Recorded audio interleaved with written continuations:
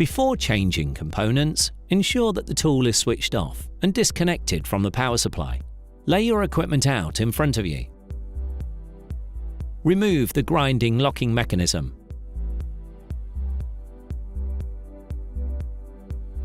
Place the hand grinder onto the dust cowl, ensuring collar is fully engaged with Boss. Tighten the bolt.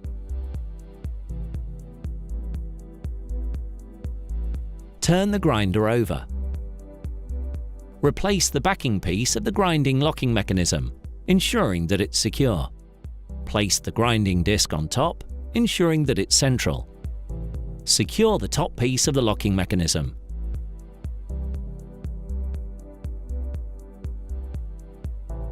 And tighten with a spanner.